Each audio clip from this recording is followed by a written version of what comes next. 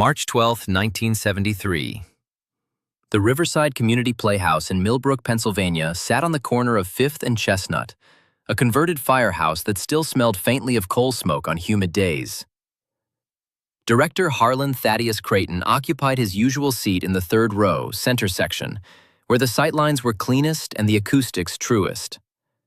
On stage, the amateur troupe was running their dress rehearsal for Patriots and Profit, a creaky melodrama about wartime sacrifice written by some long-forgotten hack in the early 50s. Virtuous factory workers, noble rationing officers, greedy black marketeers. Everything by the numbers, everything safe, everything dull as dishwater. But Harlan wasn't bored. He sat rigid in the threadbare velvet seat, his fingers white-knuckled on the armrests, staring at the stage like he'd seen a ghost walk across it in broad daylight. The ghost's name was Roscoe Pruett, a machinist from the Allegheny Steelworks, playing the role of District Rationing Administrator Vernon Caldwell. He stood at a desk covered with prop paperwork, delivering a wooden monologue about duty and shared sacrifice. And then he did something that made Harlan's blood run cold. Pruett raised his right hand, bent his index finger into a hook, and rapped his knuckle against the desktop 3 times. Tap, tap, tap. Precise, measured, deliberate. Then he swept his palm across his thinning hair, left to right, smoothing down a phantom cowlick that wasn't there. Harlan felt ice water pour down his spine. That gesture, he'd seen it before. 30 years ago, in a federal courtroom, when the real Vernon Caldwell, not some fictional character, but an actual district rationing administrator for Westmoreland County, had stood before a judge and answered the prosecutor's questions. The exact same gesture. Tap, tap, tap with the knuckle on the witness rail. The nervous sweep of the hand through his hair. Harlan remembered it because he'd been there. 28 years old, cub reporter for the Millbrook Gazette, covering what the editor called the trial of the century. Small-town hyperbole, but it had been big news in Westmoreland County. A government official accused of corruption and black market profiteering. No, wait. Harlan's memory caught itself.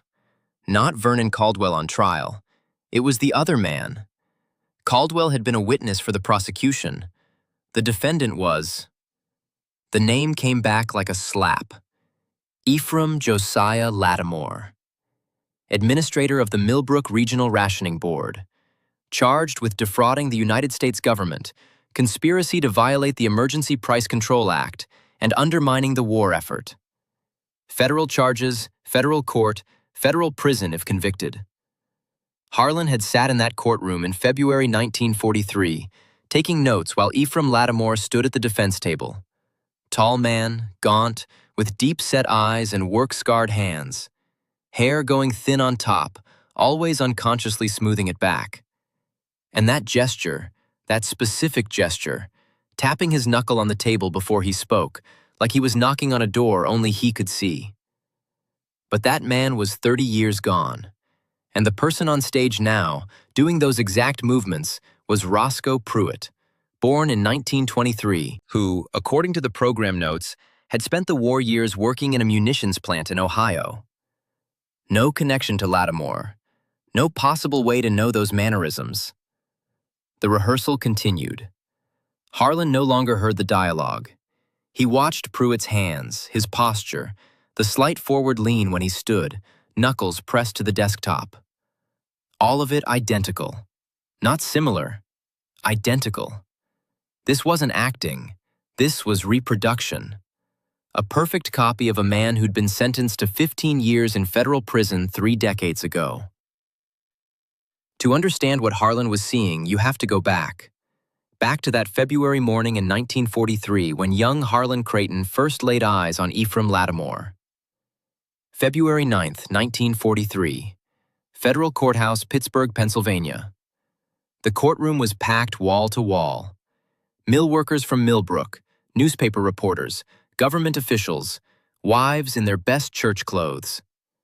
The Lattimore case had been front-page news for 2 months. Ephraim Lattimore, age 48, administrator of the Millbrook Regional Rationing Board, stood accused of conspiring with local merchants to distribute rationed goods, sugar, meat, gasoline, coffee, outside the legal allocation system.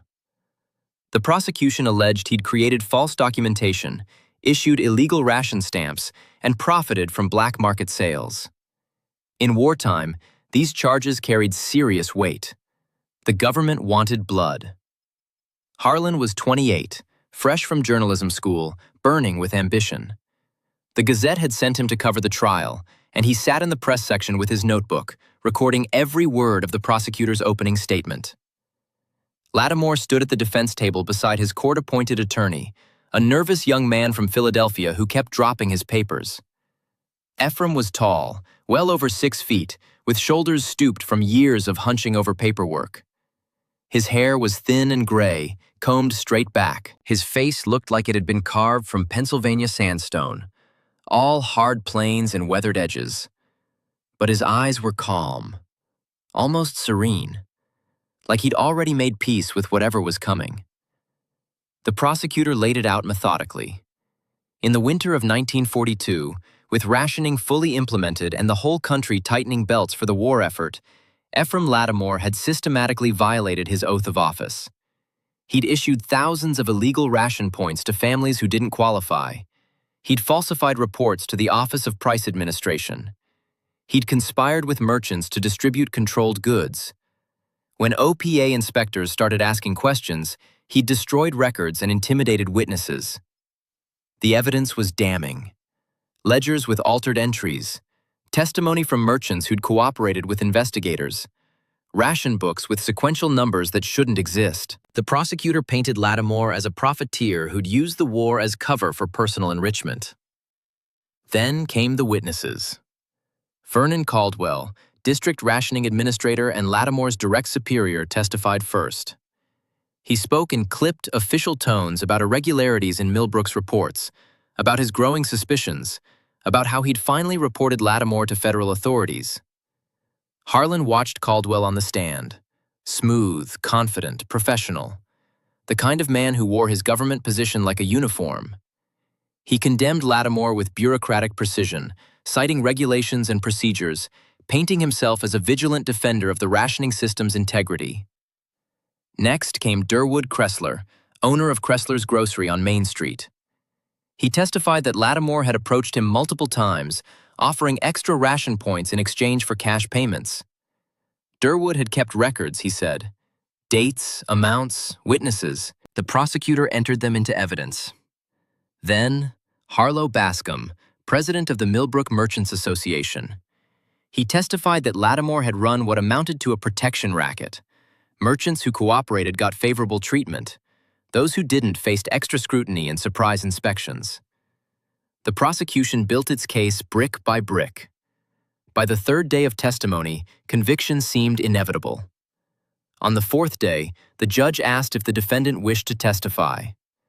Lattimore's attorney advised against it. Harlan could see the lawyer whispering urgently, shaking his head. But Ephraim stood anyway. He walked to the witness stand with his characteristic forward lean, knuckles brushing the rail as he passed. The prosecutor came at him hard. "Mr. Lattimore, did you issue illegal ration points?" Ephraim raised his right hand and tapped his knuckle against the witness box 3 times. Tap, tap, tap. Then, he swept his palm over his hair and looked directly at the prosecutor. "Yes," he said, "I did." The courtroom erupted. The judge hammered for order. "I issued those points to families who were going hungry," Ephraim continued, his voice low and rough, with the flat vowels of Western Pennsylvania. "To mothers who couldn't feed their children on the legal allocation. To widows whose husbands died at Guadalcanal. To families with 6 kids and a father working double shifts at the mill who still couldn't make the ration points stretch." The prosecutor cut in. "Mr. Lattimore, are you testifying that you broke federal law out of charity?" "I'm testifying that I fed people who would have starved otherwise.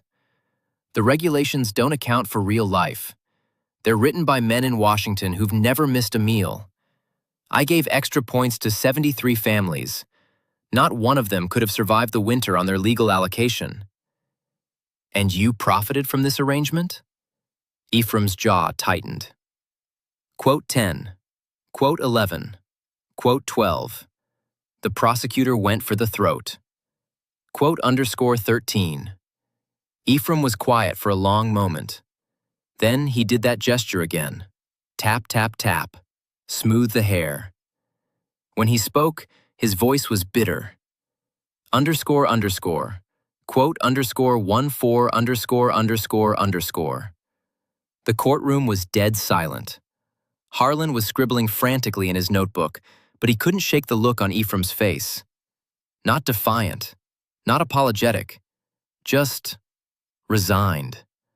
Like a man who'd already weighed everything and accepted the cost. The verdict came down 3 days later. Guilty on all counts. 15 years in federal prison. Eligible for parole after 5. Forfeiture of government pension. Permanent ban from federal employment.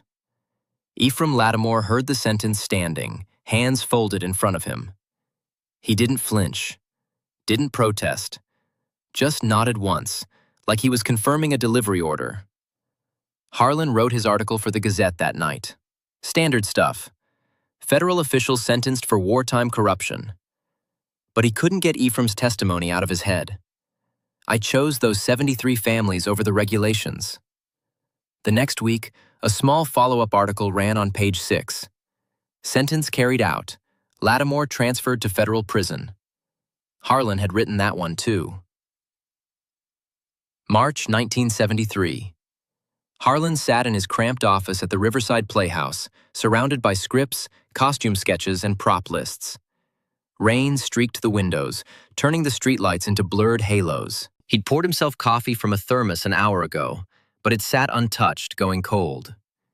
He couldn't stop thinking about what he'd seen at rehearsal. The gestures, the mannerisms, the exact physical echo of Ephraim Lattimore. Harlan pulled the program from his desk drawer and found Roscoe Pruett's bio.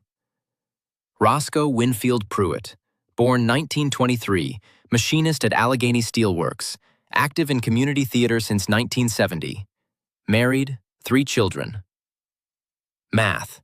In 1943, Pruett would have been 20 years old, too young to be Lattimore himself. Besides, Lattimore had gone to prison. Federal records were clear. The sentence had been carried out. So Pruett was someone else. But he knew those gestures. Somehow, 30 years later, this machinist from the steelworks was channeling the exact physical presence of a man convicted of federal crimes in 1943. Harlan made a decision. He needed to understand this. Not for the play. Patriots and profit was forgettable propaganda anyway. For his own sanity. He started with the Gazette archives. The newspaper office had moved twice since the 40s, but they'd kept the old bound volumes in storage. Harlan spent 3 hours in a musty basement room, flipping through yellowed pages until he found his own articles from February 1943. There it was. Underscore underscore quote underscore 20 underscore underscore. His byline, his words. Young Harlan's breathless prose about corruption and justice and wartime duty. He read it now and felt ashamed. He'd been so eager to condemn, so quick to assume guilt. But that wasn't what he was looking for. He found what he needed in a sidebar article from the trial's second week. Underscore underscore quote underscore 21 underscore underscore. A half-dozen residents had come forward to testify for the defense. The article listed their names and addresses. Harlan copied them into his notebook. Then he went to the courthouse records office and requested the trial transcripts.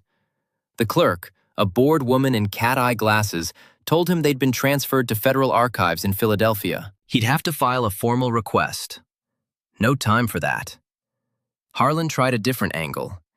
He called the Millbrook Public Library and asked if they had city directories from the 1940s.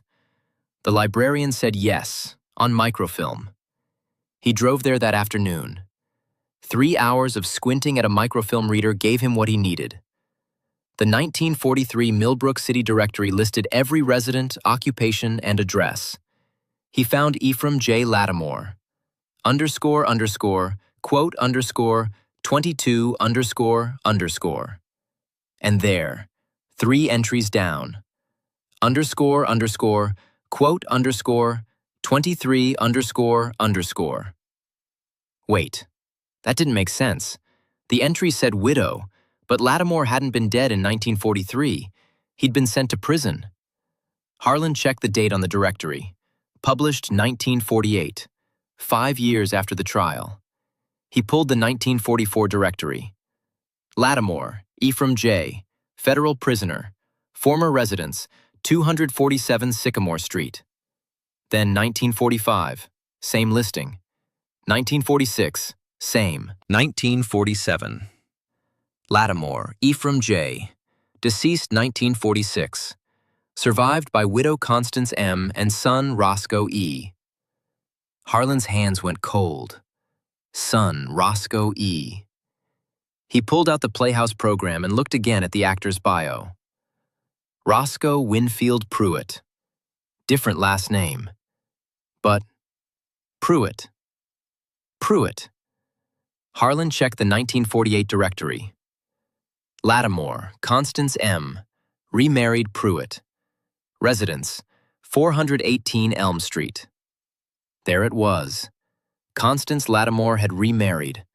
Her son would have taken his stepfather's name. Roscoe Lattimore had become Roscoe Pruett. The actor on stage, performing those exact gestures, wasn't just some random machinist. He was Ephraim Lattimore's son. Harlan went to the address listed in the 1973 city directory for Roscoe Pruett, 418 Elm Street, third-floor apartment. A brick walk-up in the old mill district with iron fire escapes and laundry hanging from windows. He climbed 3 flights of stairs that smelled like cabbage and cigarettes. Knocked on the door marked 3C. A woman answered, mid-40s, tired eyes, wearing a floral house dress and slippers. Quote, 29, quote, 30. She studied Harlan with suspicion. Her expression softened slightly. Harlan returned at 6:15. This time, Roscoe answered the door. He was in his early 50s, medium height, with a machinist's powerful forearms and graying hair cut short. His face was weathered but kind, with deep smile lines around his eyes. Mr. Creighton? Something wrong with the play? No, nothing wrong. I just had some questions. Could we talk for a few minutes? Roscoe glanced back into the apartment, voices and the clatter of dishes. Let's go downstairs. The wife's getting dinner ready. They sat on the front stoop. March evening, still cold, the air smelling like steel mills and coming rain. Roscoe lit a cigarette and offered the pack. Harlan declined. What's this about? Roscoe asked. Harlan had rehearsed this conversation in his head a dozen times. Now, sitting next to Lattimore's son, he didn't know where to start. The character you're playing, he said finally. Vernon Caldwell. You've got his mannerisms down perfectly. Roscoe smiled slightly. That's the idea, isn't it? Make it believable. Where did you learn them? The smile faded. What do you mean? The gesture. The way you tap your knuckle on the desk. The way you smooth your hair back. I've seen those exact movements before. 30 years ago. Roscoe's face went very still. Harlan said quietly. Roscoe took a long drag on his cigarette. Didn't look at Harlan. You got me confused with someone else. Your mother was Constance Lattimore. She remarried someone named Pruett. You took his name. But you were born Roscoe Lattimore. Am I wrong? Silence. The distant clang of a freight train coupling. Somewhere a dog barked. Why do you care? Roscoe said finally. Because I need to understand. Those gestures, they're not just similar. They're identical. How do you know them? Maybe I'm a good actor. Nobody's that good. Not without a model. Roscoe crushed his cigarette under his boot heel. You think I'm channeling my dead father? Is that it? I think you remember him. Better than most people remember anyone. Roscoe was quiet for a long time. Then, I was 20 when they took him. I watched him every day of that trial. Sat in the gallery with my mother. Watched him stand there and take it. Watched those men lie about him. Watched the judge sentence him to 15 years. He died in prison. 1946. Pneumonia. They didn't even tell us till he was already buried. Federal prisoner. No family visits. We never saw him after the sentencing. I'm sorry. Are you? Roscoe's voice had an edge now. __quote _62 ___. Harlan felt the weight of that. Roscoe turned to look at him finally. Roscoe's jaw worked. So what? He's still dead. Still died in prison. Still got labeled a criminal. And you're bringing him back. What? On that stage, when you do those gestures, you're bringing him back to life. Roscoe stood abruptly. I should get back upstairs. Dinner's waiting. One question, please. Roscoe paused. Do you know who Vernon Caldwell is? The character in the play? The real Vernon Caldwell. The man who testified against your father in 1943. District Rationing Administrator. He's the one who reported your father to federal authorities, started the whole investigation. Roscoe's expression didn't change. Never heard of him. He's still alive. Lives in Greensburg. Retired government official. He'll probably come see the play. Now Roscoe's eyes showed something. A flash of recognition. Understanding. __quote _81 __ Roscoe said softly. __quote _82 __. Roscoe looked at Harlan for a long moment. Roscoe shook his head slowly. He met Harlan's eyes. And now you. I won't stop you. Can you? I direct the play. I could recast the part. But you won't. No, Harlan said. I won't. Roscoe nodded once. Then we understand each other. He went inside. Harlan sat on the stoop for another 10 minutes, listening to the city sounds, thinking about fathers and sons and the weight of testimony. Opening night, March 25, 1973. The Riverside Playhouse was packed. Community theater in Millbrook was a big deal. Half the town came out for every production. The house lights dimmed at 7:30 sharp, and the audience settled into their seats. Harlan stood backstage, watching from the wings. He'd already spotted Vernon Caldwell in the third row, right side. 70-something now, silver hair, expensive suit. He'd come with his wife, a perfectly coiffed woman in pearls. They sat with the kind of entitled comfort that came from a lifetime of respect and position. 2 rows back, Harlan saw Durwood Kressler, portly, balding, wearing a loud checkered sport coat. He was with a younger woman, daughter probably, and they were sharing a bag of popcorn like they were at a movie. The curtain rose. The play began. Patriots and Profit was exactly as terrible as Harlan remembered. Wooden dialogue, heavy-handed moralizing, characters that spoke in propaganda slogans. The audience was polite but clearly bored. Then, Roscoe Pruett made his entrance. He walked onto the stage as Vernon Caldwell, the righteous rationing administrator, and Harlan felt the temperature in the theater drop 10 degrees. Roscoe was in character, but it wasn't the character from the script.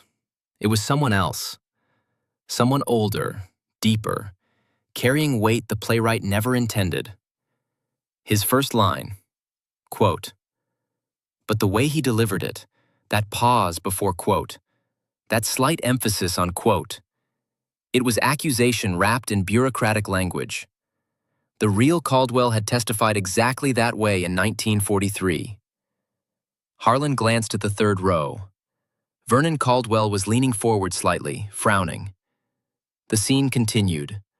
Roscoe stood at the desk, reviewing papers, delivering lines about duty and regulations. And then he did it. The gesture. He raised his right hand, bent the index finger into a hook, and rapped his knuckle against the desktop 3 times. Tap, tap, tap. Then swept his palm over his hair, left to right. In the third row, Vernon Caldwell went absolutely rigid. Harlan watched him. The old man's face had gone pale. His wife whispered something to him, but he didn't respond. He just stared at the stage. Because that gesture wasn't Vernon Caldwell's. It was Ephraim Lattimore's. The scene shifted. Another actor came on, a merchant character confessing to black market dealings. But Roscoe's performance had shifted too. He wasn't playing the rationing administrator anymore. Every movement, every vocal cadence, every physical gesture was Ephraim Lattimore. The script called for the Caldwell character to be a hero exposing corruption. But Roscoe was playing him as something else, as a man making accusations, testifying against someone. His voice carried that same rough Pennsylvania flatness that Ephraim had used in court. I chose those families over the regulations.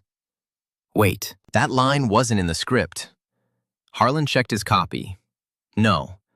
Roscoe had added it, slipped it into his dialogue so smoothly that anyone who hadn't been at the 1943 trial wouldn't have noticed.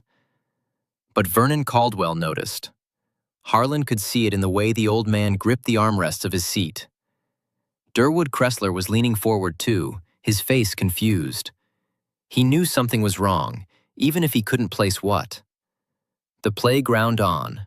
2 hours of patriotic melodrama, but Roscoe's performance cut through it like a knife through butter. Every time he spoke, he channeled Ephraim. Every gesture was precise. He was conducting a resurrection right there on stage. The climactic scene. The Caldwell character confronting a corrupt official. The script had Caldwell delivering a speech about justice and duty. Roscoe delivered it word for word. But his physical presence, his vocal timbre, his every mannerism screamed a different truth. He raised his hand, tap, tap, tap on the desk, smoothed his hair back, looked directly at the third row. Quote, 103, quote, he said, improvising again. Quote, 104, quote, pointing now, breaking character completely. Underscore, underscore, quote, underscore, 105, underscore, underscore. Dead silence in the theater. The other actors on stage froze, not sure if this was part of the show. Vernon Caldwell stood up. His face was ashen.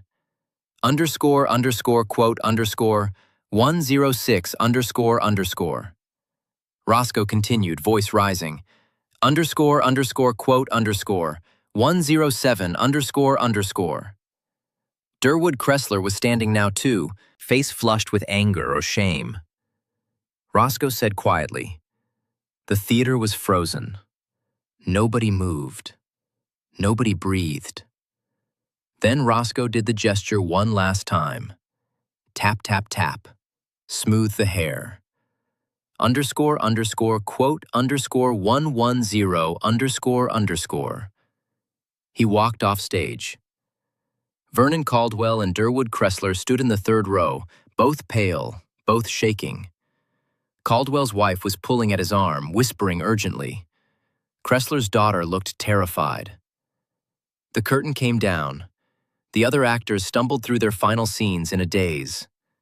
When the curtain rose for bows, Roscoe Pruett wasn't there. He'd left the theater. The audience sat in stunned silence for a full minute before anyone clapped. The aftermath was swift and messy. Vernon Caldwell filed a complaint with the Playhouse Board the next morning, called Roscoe's performance defamatory and libelous, demanded the play be shut down and Roscoe fired. Durwood Kressler went to the Gazette, claiming he'd been publicly humiliated. Wanted a retraction, an apology, something.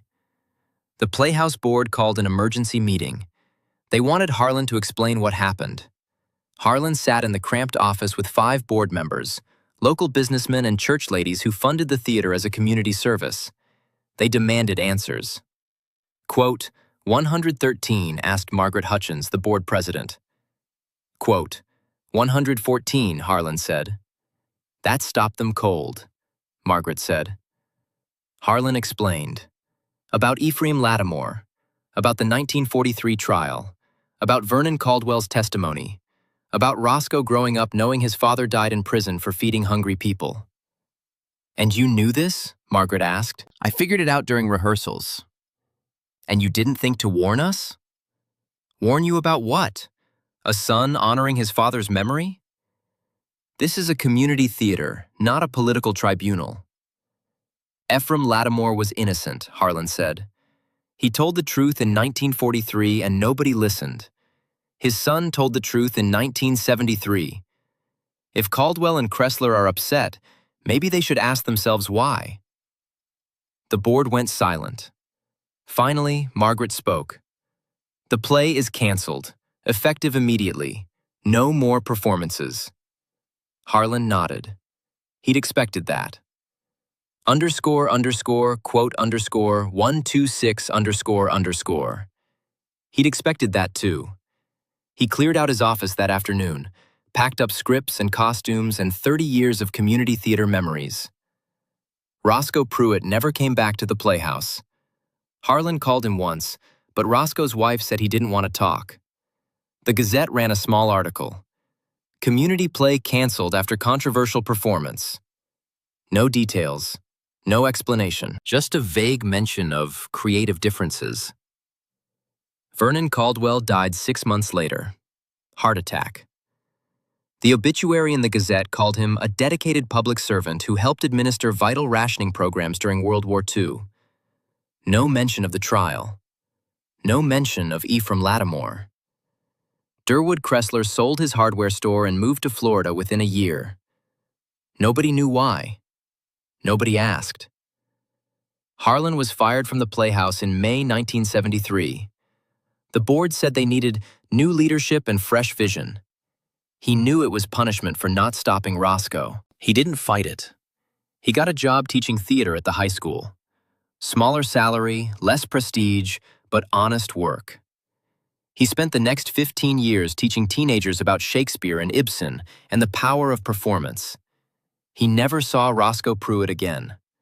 But sometimes, late at night, he thought about that performance, about the way Roscoe had brought his father back to life for 2 hours on a stage, about the looks on Caldwell's and Kressler's faces when they realized what was happening.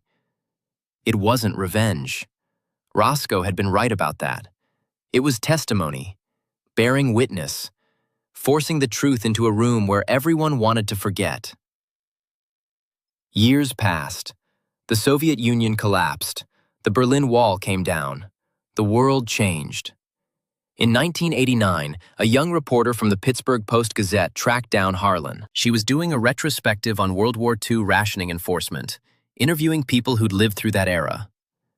Someone had mentioned the Lattimore case. They met at a diner on Route 30.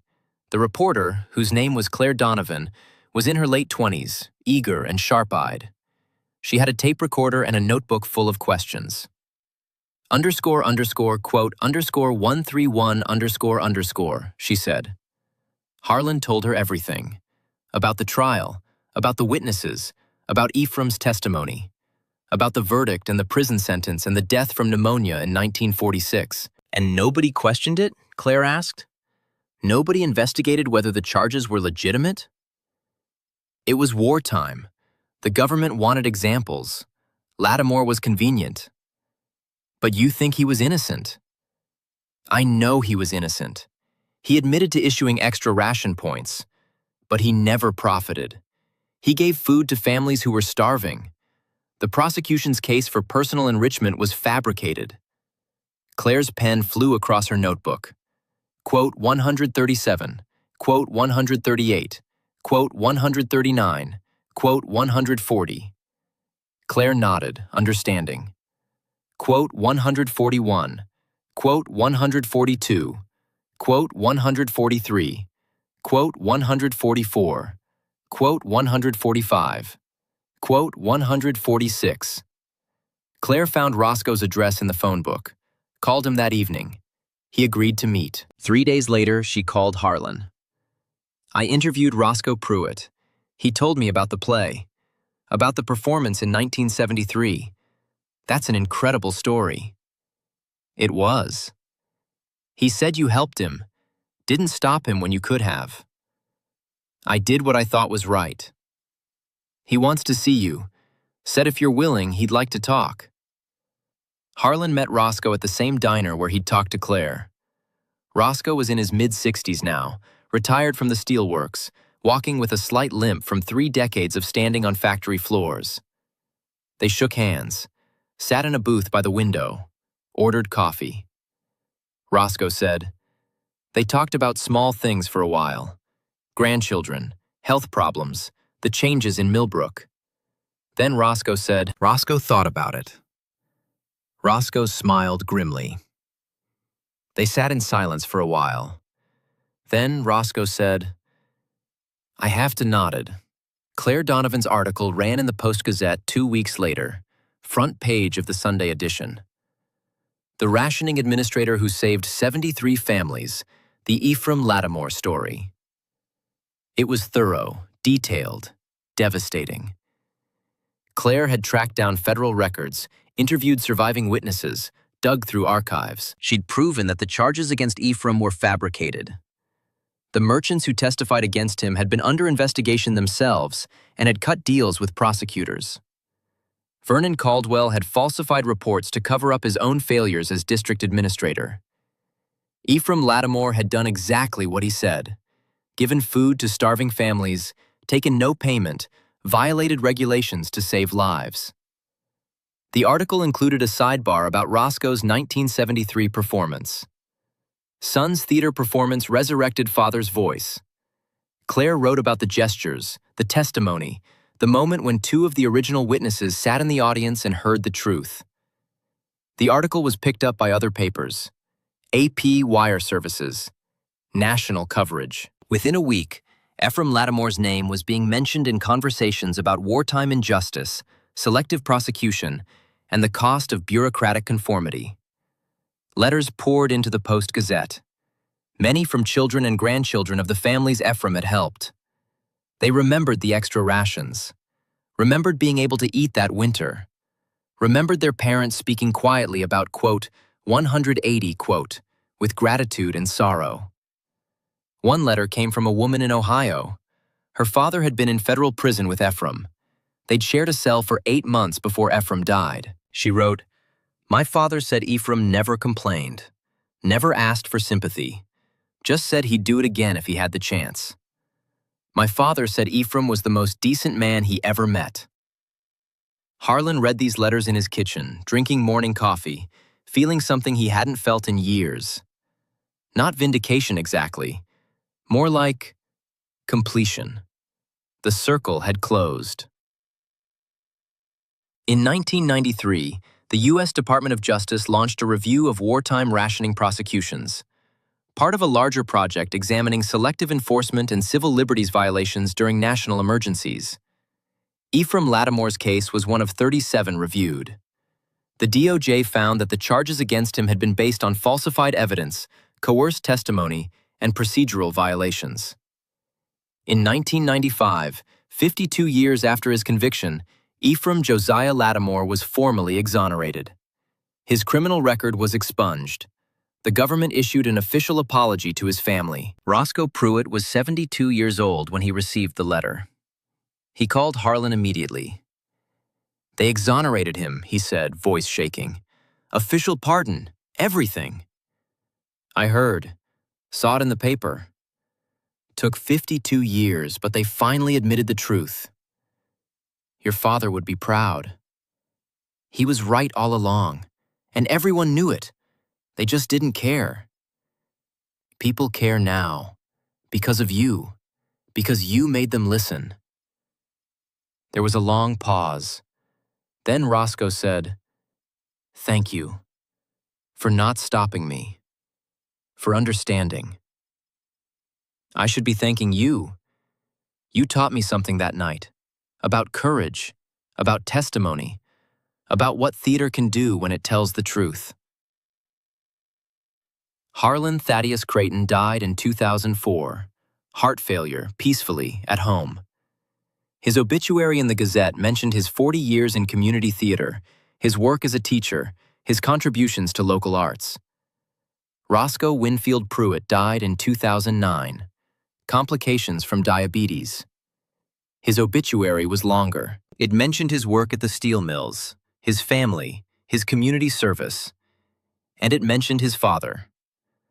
Roscoe was the son of Ephraim Josiah Lattimore, the Millbrook rationing administrator wrongfully convicted in 1943 and posthumously exonerated in 1995. Ephraim Lattimore never got his life back, never got to see his name cleared, never got justice in any conventional sense. But he got something else. He got memory. He got testimony. He got a son who loved him enough to resurrect his voice and force the truth into a room where everyone wanted to forget. That performance on March 25, 1973, lasted 2 hours, but its echoes lasted decades. They reached across time and brought one man's truth back from the grave. The men who testified against Ephraim Lattimore, Vernon Caldwell, Durwood Kressler, Harlow Bascom, all died without ever publicly acknowledging their lies. But they died knowing, carrying that weight, living with the memory of sitting in that theater and hearing the truth spoken in the voice of the man they'd destroyed. That wasn't revenge. It was something simpler and more profound. It was witness. It was memory. It was one son's refusal to let his father's voice be silenced. And in the end, memory proved more powerful than any verdict. Truth outlasted lies. The testimony of one honest man, channeled through his son's performance, echoed louder than 30 years of official condemnation. Ephraim Josiah Lattimore chose 73 families over the regulations. He paid for that choice with his freedom and his life. But his son made sure the choice was remembered, made sure the truth survived. And that survival, that persistence of memory, that refusal to forget, that was its own kind of justice. Delayed, imperfect, incomplete, but real.